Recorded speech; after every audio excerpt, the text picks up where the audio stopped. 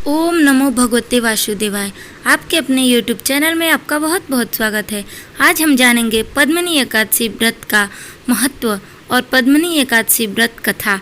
धर्मराज युधिष्ठिर से कहने लगे, हे जनार्दन, आपने सभी एकादशियों का विस्तार पूर्वक वर्णन कर मुझे सुनाया है, अतः आप कृपया करके मुझे अधिक मास के शुक्ल पक्ष की एकादशी की क्या नाम है तथा उसकी विधि क्या है, इन सब के बारे में बताइए। श्री भगवान बोले, हे राजन, अधिक मास में शुक्ल पक्ष में जो एकादशी आती है वह पद्मिनी कमला एकादशी कहलाती है। वैसे तो प्रत्येक वर्ष 24 एकादशियाँ होती है। जब अधिक मास या मलमास आता है तब इनकी संख्या बढ़कर 26 हो जाती है।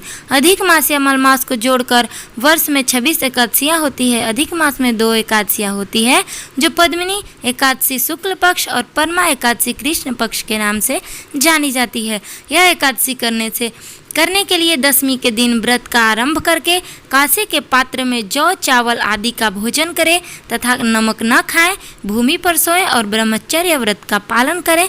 एकादशी के दिन ब्रह्म मुहूर्त में शौच आदि से निवृत्त होकर दंत दावन करें और जल के 12 कुल्ले करके शुद्ध हो जाएं। सूर्य उदय होने पर पूर्व उत्तम तीर्थ में स्नान करने जाएं। इसमें गोबर, मिट्टी, तिल तथा कुश व आंवले के चूर्ण से विधि पूर्वक स्नान करें। श्वेत वस्त्र धारण करके भगवान विष्णु के मंदिर में जाकर पूजा अर्चना करें। भगवान कृष्ण बोले, पुरुषोत्तम मास में अनेक पुण्यों को देने वाली एकादशी का नाम पद्मिनी है। इसका व्रत करने से मनुष्य कीर्ति प्राप्त करते हैं और वैकुंठ को जाते हैं, जो मनुष्यों के लिए भी दुर्लभ है। हे राजन, ध्यान पूर्वक इस कथा को सुनो। हे मुनिवर, पूर्व काल में त्रेता युग में है नाम राजा के वंश में कृतिवीर्य नाम का राजा महिष्मती पुरी में राज करता था। उस राजा की 1000 परम प्रिय स्त्रियां थी, परंतु उनमें से किसी को भी पुत्र नहीं था जो कि उनके राज्य भार को संभाल सके। देवता, पितृ, सिद्ध तथा अनेक चिकित्साओं राजा ने पुत्र प्राप्ति के लिए काफी प्रयत्न किए, लेकिन ये सब असफल रहे। तब राजा ने तपस्या करने का निश्चय किया। महाराज के साथ उनकी परम प्रिय रानी जो इक्ष्वाकु वंश में उत्पन्न हुए राजा श्री हरिश्चंद्र की पद्मिनी नाम वाली कन्या थी। राजा के साथ वन में जाने को तैयार हो गई। दोनों अपने मंत्री को राज्यभार सौंपकर राजसी वेश त्याग कर गंधमादन पर्वत पर तपस्या करने चले गए।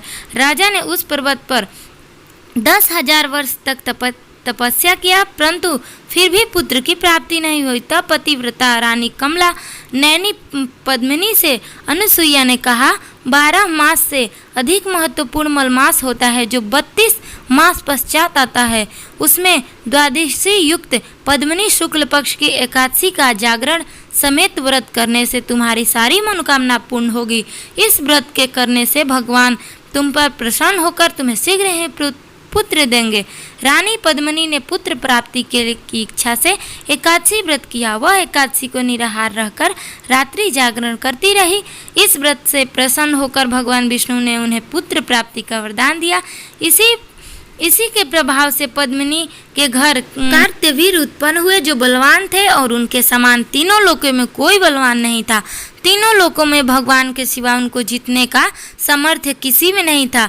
सो हे नारद, जिस मनुष्यों ने मलमास शुक्ल पक्ष एकादशी का व्रत किया है, जो संपूर्ण कथा को पढ़ते हैं और सुनते हैं, वे भी यश के भागी होकर विष्णु लोक को प्राप्त होते हैं।